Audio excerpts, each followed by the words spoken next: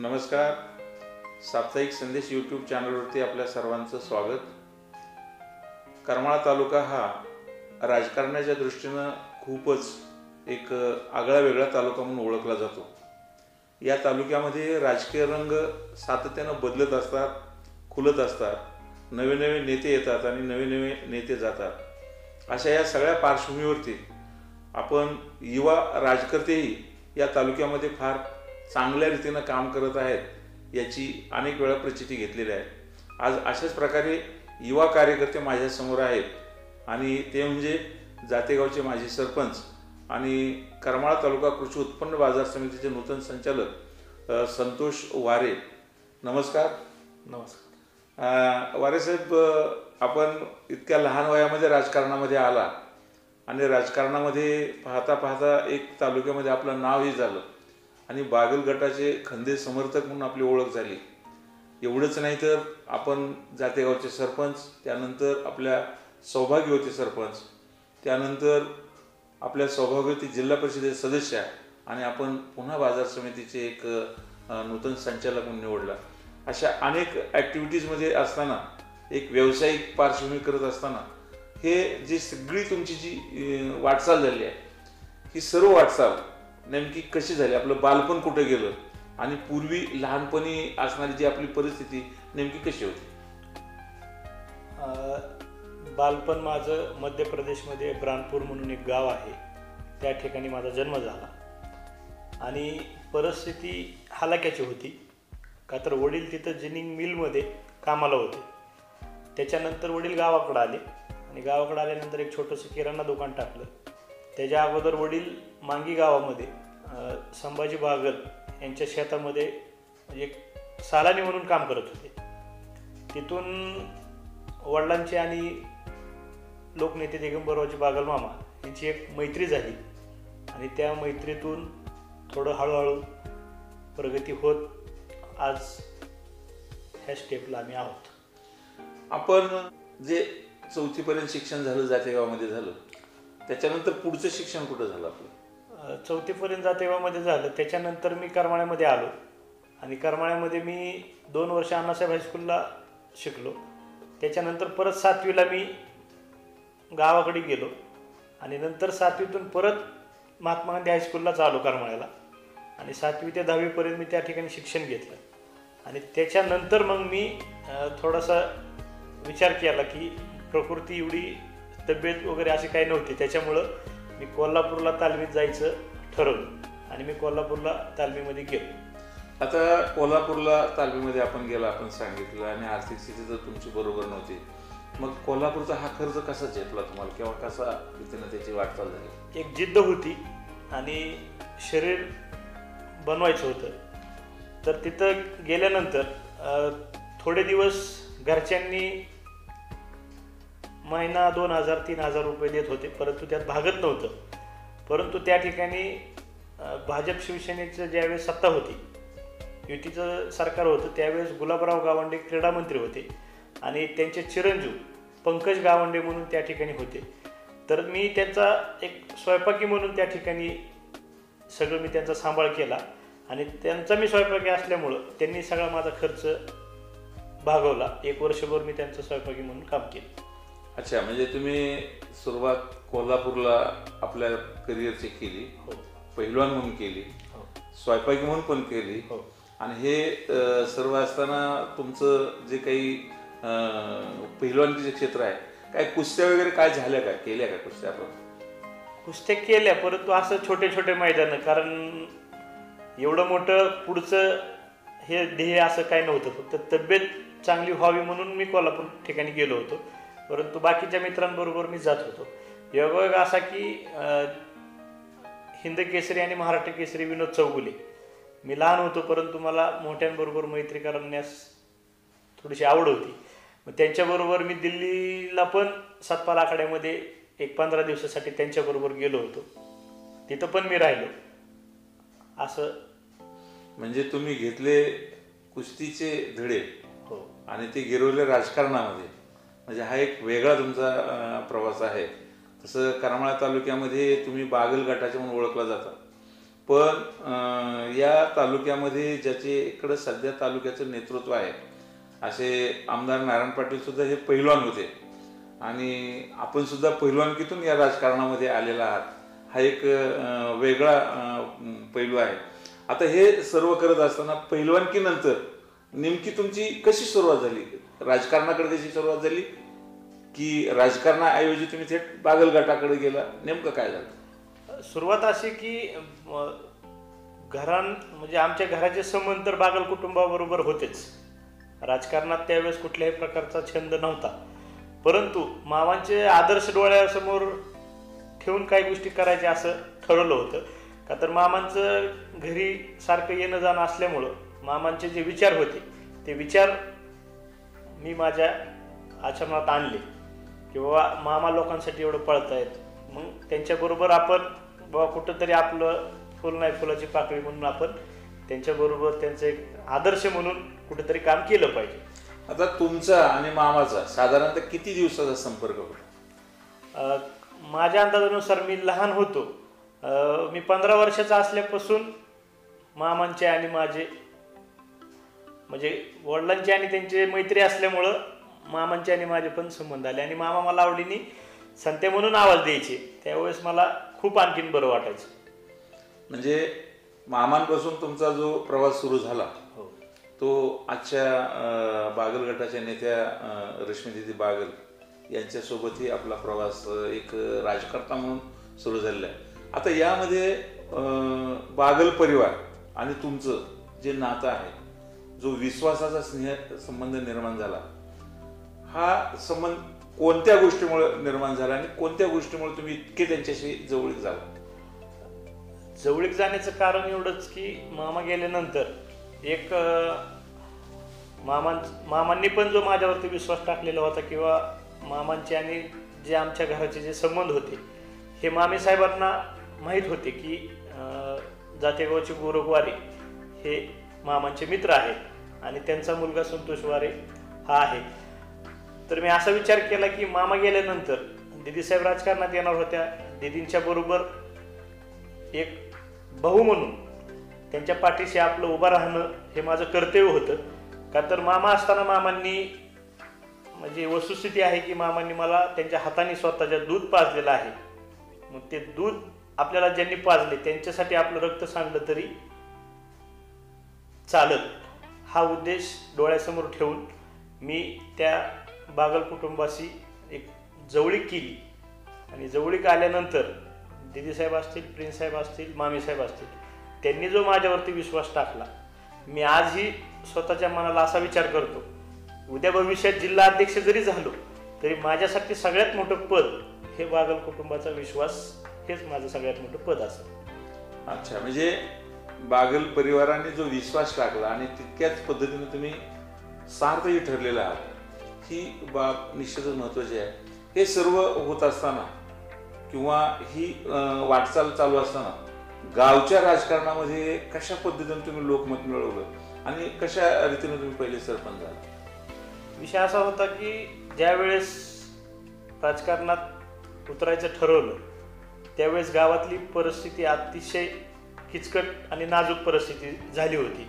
विषय असा होता, जातेगावमध्ये बागलगट आजही 65% 70% आहे, परंतु शिंदे आणि वारे हे पहिले एकत्रच होते. पण ज्यावेळेस संतोष वारेला उमेदवारी द्यायची प्रश्न निर्माण झाला त्यावेळेस गावातून विरोध झाला. गावातून म्हणण्यापेक्षा शिंदे परिवाराकडून विरोध झाला आणि त्या विरोधाचं पडसाद बंगल्यापर्यंत आले आणि त्या ठिकाणी असं सांगण्यात आलं की तुम्ही पण उभा राहा आणि तुम्ही पण उभं राहा. दोन्ही गटांना उभं राहण्यास परवानगी दिली नेत्यांनी. आम्ही हस्तक्षेप करणार नाही असा नेत्यांनी शब्द दिला आणि त्याच्यानंतर मला माझं जो वारे परिवार आहे आणि सगळ्यात महत्त्वाची गोष्ट मी ते विसरू शकत नाही की गावामध्ये दलित समाज असेल, मातंग समाज असेल किंवा आणखीन 18 पगड जातींना घेऊन मी जे राजकारण केलं त्यात मी यशस्वी झालो आणि मी बागल गटाचे 3 ग्रामपंचायत सदस्य माझ्या वार्डातले मी निवडून आणले.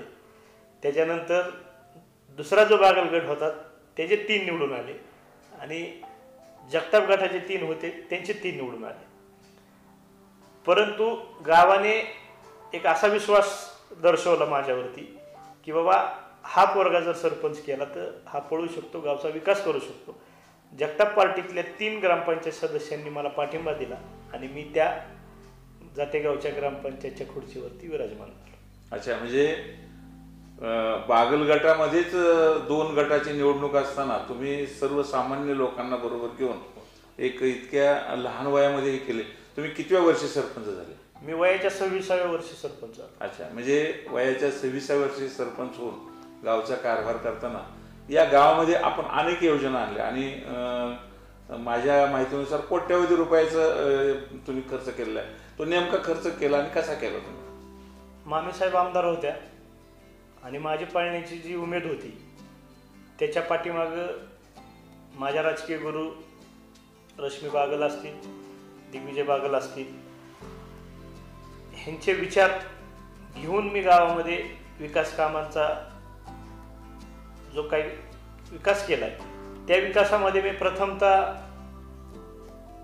महिला गावामधून कमीत कमी 2 किलोमीटरवरती ऐन उन्हाळ्यामध्ये किती जरी मोठा पाऊसकाळ झाला तरी उन्हाळ्यामध्ये महिलांना जातेगावमधून 1-1.5 किलोमीटरवरती कोणाच्या तरी वस्तीवरती हापसा असेल, विहीर असेल, त्या ठिकाणी त्यांना जावं लागत होतं पाण्यासाठी. तर आपण एक महिला नेतृत्व आहे, करमाळ तालुक्याच्या आमदार आहेत त्या, तसा एक डोळ्यासमोर आदर्श ठेवून पहिली योजना मी ग्रामपंचायतमध्ये नळ पाणी पुरवठा योजना केली. 54 लाखाची पाणी पुरवठा योजना ती अंमलात आली आणि त्याच्यानंतर आता गावामध्ये कुठल्याही प्रकारची पाणी टंचाई नाही. प्रत्येकाच्या घरी त्या ठिकाणी नळ उपलब्ध आहे. याच्याशिवाय आणखी काय सांगण्याजोगी काम गावामध्ये? गावातले रस्ते असतील, भैरवनाथाचं मंदिर असेल, कुकडीच्या पाण्यासाठी ज्या नेत्यांनी कुठल्याही प्रकारचं त्या ठिकाणी कुकडी बसत नसताना मामांनी त्या परिसरामध्ये कुकडीचं कॅनल केले आणि ते कॅनल झाल्यानंतर तिथं कधीच पाणी आलं नाही. परंतु ज्यावेळेस मामीसाहेब आमदार होते त्यावेळेस मी योगायोगाने सरपंच होतो. ते पहिलं कुकडीचं पाणी असेल आणि ते तलावात आम्ही त्या ठिकाणी आणलं. कुकडीचं पाणी आल्यामुळं परिसरामध्ये आनंदाचं वातावरण निर्माण झालं त्यावेळेस. त्याच्यानंतर दुसरं काम, लाईटचा प्रश्न असा निर्माण होता की फक्त मांगीला सबस्टेशन होतं आणि मांगीवरती कमीत कमी 8-9 गावं असल्यामुळं लाईट पूर्णप्रमाणे आम्हाला मिळत नव्हती. तर मामींच्याच काळात त्या ठिकाणी सबस्टेशनचं सुद्धा एक छोटंसं काम झालं.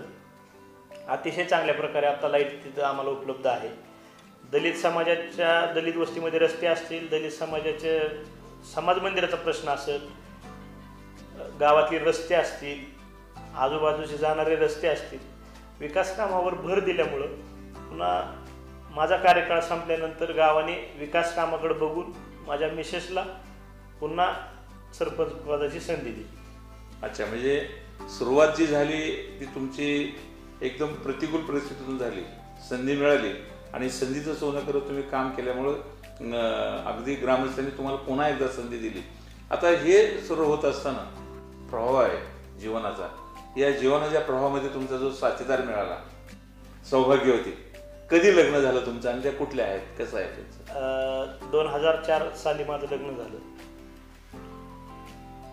त्यांचं गाव श्रीगोंदा तालुक्यामध्ये घोटी म्हणून गाव आहे. त्यांचे आणि माझं विवाह झाल्यानंतर माझी यशाची सुरुवात म्हणजे मुलगी झाली, मुलीनंतर एक मुलगा, असा आमचा आत्तापर्यंतचा प्रवास आहे. आता त्यांची कशी तुम्हाला साथ मिळते तुमच्या राजकारणाच्या दृष्टीने? आहेत ना, म्हणजे त्यांची 100% मला साथ आहे. कारण स्वर्गीय लोकनेते दिगंबररावजी बागल मामा यांचा एक शब्द मला आठवतो. बंगल्याच्या समोर कॉलेजच्या ग्राउंडवरती एक मोठी सभा होती. त्या सभेमध्ये मामांनी सांगितलं होतं की कुठलाही माणूस किती जरी मोठा झाला तरी त्याच्या पाठीमागं त्याची सौभाग्यवती जी असते तिचा त्याच्यामध्ये निमा वाटा असतो. तशाच प्रकारे ह्या गोष्टी म्हणजे मामांचे पूर्ण विचार, ज्यावेळेस माझं लग्न झाल्यानंतर मी हे सगळे विचार माझ्या मिसेसला सांगितले आणि तिथून म्हणजे कुठं काय करावं लागतं हे त्यांनी मला त्या ठिकाणी साथ दिली. आता यामध्ये आपण पाहतो राजकारणामध्ये की महिला पदावरती असेल तर त्या महिलेचे पती हस्तक्षेप करतात. आपल्या सौभाग्यवती जातेगावच्या सरपंच होत्या, सध्या जिल्हा परिषद सदस्य आहेत. नेमकी तुमची काय भूमिका असते किंवा कसं तुम्ही पाहता किंवा काय त्यांना किती स्वातंत्र्य देता? पूर्णपणे स्वातंत्र्य आहे. कारण कुठलं जरी काम करायचं जरी झालं तरी मी कुठल्याही प्रकारचा हस्तक्षेप करत नाही. कारण त्या स्वतः ॲक्टिव्ह आहेत, माझ्यापेक्षा जास्त शिक्षण त्यांचं झालेलं असल्यामुळं, आणि मीच स्वतः, मला मामीसाहेब असतील, दिदीसाहेब असतील, ह्यांचा आदेश आहे की त्यांच्या कामामध्ये तू हस्तक्षेप करायचा नाही, त्यांना त्यांचं काम करू दे. त्याच्यामुळे त्या स्वतः ॲक्टिव्ह आहेत, ते काम करतात आणि सर्वसामान्य जनतेशी त्यांची एक नाळ त्या ठिकाणी जुळलेली. आता या सर्व वाटचालीमध्ये म्हणजे संसार उभा राहिला, राजकारण सुरू झालं, बागल परिवारावरती तुम्हाला विश्वास ठेवून किंवा त्यांच्यावरती निष्ठा ठेवून तुम्हाला काम करावं लागतं, त्यांचा विश्वास सार्थ करण्यासाठी धावावं लागतं. हे सर्व करत असताना तुम्ही तुमचा व्यक्तिगत व्यवसाय काय केला आणि तो कसा डेव्हलप केला? माझा व्यक्तिगत व्यवसाय असा होता की आंध्र प्रदेश, तामिळनाडू आणि केरळ ह्या आपल्या हॉटेलवरती, माझं सैनिक हॉटेल म्हणून जातेगावला जे हॉटेल आहे त्या ठिकाणी ह्या सर्व गाड्या तिथं थांबतात. मग त्या गाड्या थांबतात तर त्यांचं रस्त्यावरती ॲक्सिडेंट असेल, टायर फुटला, म्हणजे अनेक ज्या त्यांना अडचणी येतात त्या अडचणींना मी त्यांना साथ देत होतो. कारण मला त्या साऊथ इंडियनची मला भाषा पण त्यांच्याबरोबर राहिल्यामुळे मला बोलायला यायला लागली. आणि सोलापूर ते शिर्डी कुठं जरी काय झालं तरी ते लोक मला फोन करत होते. मला फोन केल्यानंतर मग ते पोलीस स्टेशन असेल, कोर्ट असेल, म्हणजे त्या लोकांना बोलता येत नव्हती भाषा, आपली मराठी असेल किंवा थोडी थोडी हिंदी बोलत होती. तर त्या दोघांमधला संवाद त्या ठिकाणी मी करत होतो. आणि ते करत असताना आज कुठल्याही माणसावर जर वाईट वेळ आली तर ते आपण मदत करतोय म्हणल्यानंतर समोरचाही आपल्याला त्या ठिकाणी मदत करतो. ह्या गोष्टी करत असताना त्या मालक लोकांनी माझ्यावरती विश्वास टाकला. त्यांचं काम झाल्यानंतर मला सहकुशीने ते मदत करत होते.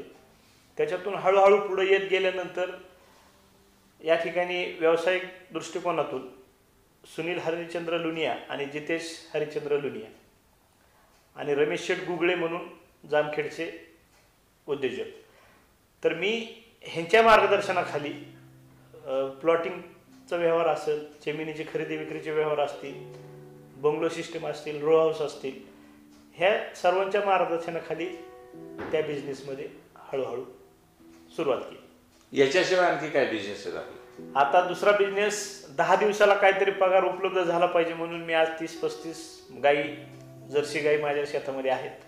त्याच्यातून जे दूध येतं ते दूध मी करमाळा येथे दिगंबर मिल्कला देतो आणि 10 दिवसाला पेमेंट येतं. 10 दिवसाला येणाऱ्या पेमेंटमधून मी तिथं काही कामगार ठेवलेले आहेत, त्या कामगारांचा पगार आणि त्याच्यातून माझं कुटुंब घर चालतं.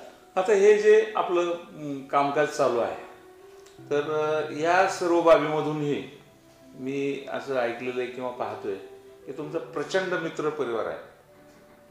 युवकामध्ये तुमची खूप चांगली रेंज आहे आणि खूप चांगले मित्र आहे तुम्हाला. ही मैत्री कशी जोडली आणि इतके मित्र जोडण्याचं कसं काय रहस्य आहे? एक प्रत्येकामध्ये एक स्वभाव गुण असतो. तर माझ्यामध्ये एक स्वभाव आहे की मला शिवी जरी कुणी दिली तरी मी त्याला माघारी बोलत नाही. आणि मग समोरचा ओळखून घेतो की आपण ह्याला शिवी दिली तरी हा काय बोलत नाही, म्हणजे ह्याला बाबा आपल्याबद्दल मैत्री किंवा आपुलकीचं एक नातं आहे. तर अशा प्रकारे बरेचसे मित्र, आणि करमाळ्यात शाळेला असल्यामुळं बरेचसे असे माझे काही मित्र आहेत. आज ते चांगल्या पदावरती आहेत. अतुल पंड असतील, सचिन घोलप असतील, विनय ननोरे असतील, आणि पुढं येत मग करमाळ्यामध्ये डी ग्रुप असेल, अशा सर्वांबरोबर हे करत असताना आजही चांगल्या प्रकारे विरोधात सुद्धा जरी ते विरोधक असले तरी ते माझे चांगले मित्र आहेत. माझं मनसेचे तालुका अध्यक्ष बापू घोलप असतील, प्रवीण जाधव असतील, अनेक अशी नावं आहेत की त्यांची आणि माझी चांगल्या प्रकारची मैत्री आहे.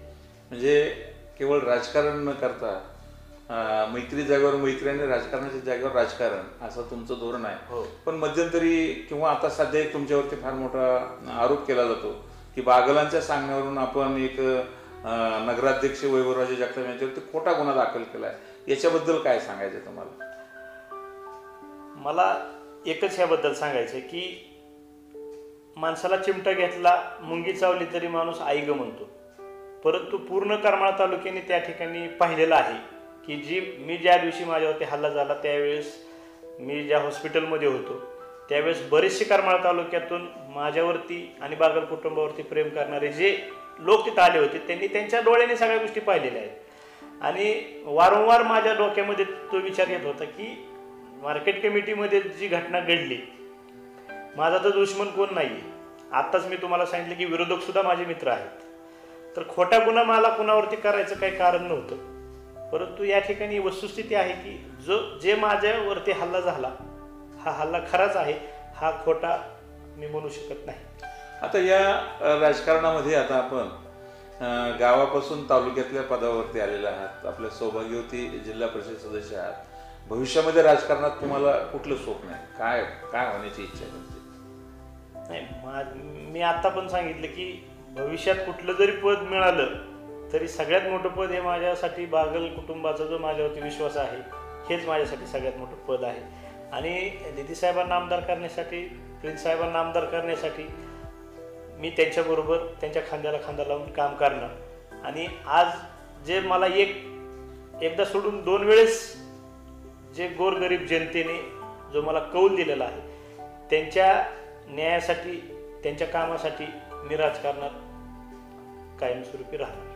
आता या व्यवसायाच्या दृष्टीने तुम्ही सांगितलं की गाईचा व्यवसाय करतोय किंवा हॉटेलिंगचे व्यवसाय आहे, इतर प्लॉटिंगचे वगैरे व्यवसाय आपण केले.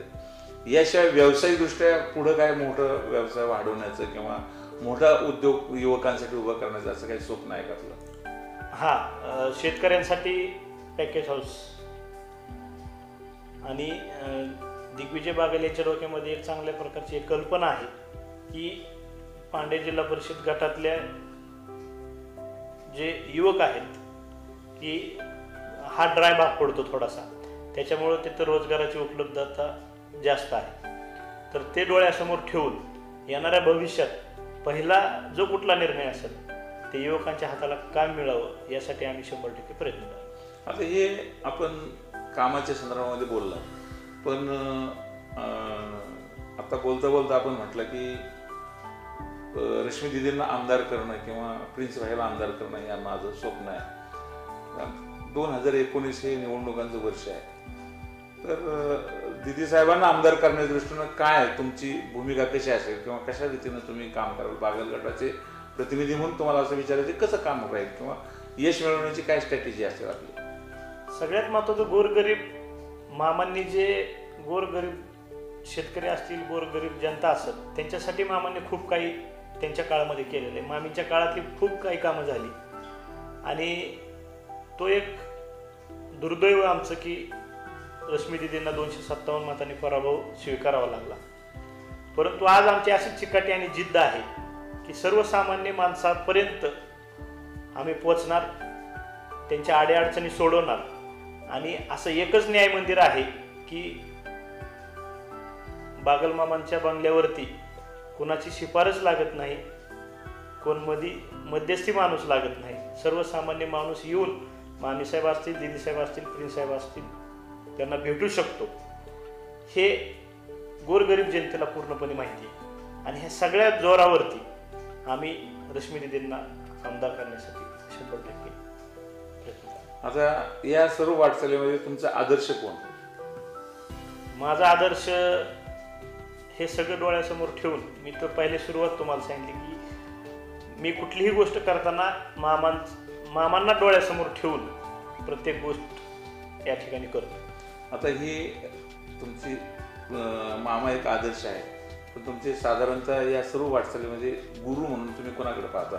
आज कोणाचा सल्ला घेता वाटचाल? आज प्रत्येक गोष्टीच्या सल्ल्यामध्ये रश्मी बागल हे माझे गुरु आहेत. आता या सर्व प्रभावामध्ये अनेक मित्र आहेत, अनेक राजकर्ते तुमच्याबरोबरचे पण या राजकारणामध्ये आहेत. आपण आता या पांडे जिल्हा परिषद गटामध्ये पण खूप वेगवेगळी कामं केले करतायत. तर राजकीय युवक मित्रांना किंवा तुमच्यासोबत असणाऱ्या युवकांना सध्या अनेक अडचणीतून किंवा प्रतिकूल परिस्थितीतून वाटचाल करतायत, तर त्यांना तुम्ही काय सांगू शकाल किंवा काय सल्ला द्याल? एकच सांगू इच्छितो की जे बागल कुटुंब आपल्यासाठी करू शकतं ते दुसरं कोणी करू शकत नाही. कारण मी त्यांच्यापाशी असल्यामुळं मला प्रत्येक गोष्टीवरती विश्वास आहे. जी गोष्ट त्यांच्याच्याने होईल त्या गोष्टीलाच ते होईल म्हणून सांगतात. जी होणार नाही ती गोष्ट स्पष्टपणे होणार नाही म्हणून सांगतात. त्याच्यामुळे अनेक काही मित्र असतील, काही गेले असतील, काही बाजूला असतील, तरी त्यांचं मन वळवण्याचं काम त्या ठिकाणी मी 100% करणार आणि परत एकदा पुन्हा त्यांना बागलघाटात आणण्यासाठी यशस्वी. आता हे राजकीय दृष्ट्या आपण बोलला, पण मला असं अपेक्षित आहे की तुम्ही अत्यंत प्रतिकूल परिस्थितीतून पुढे आलात. म्हणजे एक सालकऱ्याचा मुलगा ते बाजार समितीचा संचालक किंवा जिल्हा परिषद सदस्याचा पती, म्हणजे इतकं तुम्ही मिळवलेलं आहे. तर शून्यातून जे मिळवले, आता प्रतिकूल परिस्थितीचे युवक आहेत त्यांना काय सल्ला द्याल तुम्ही? सगळ्यात अगोदर तर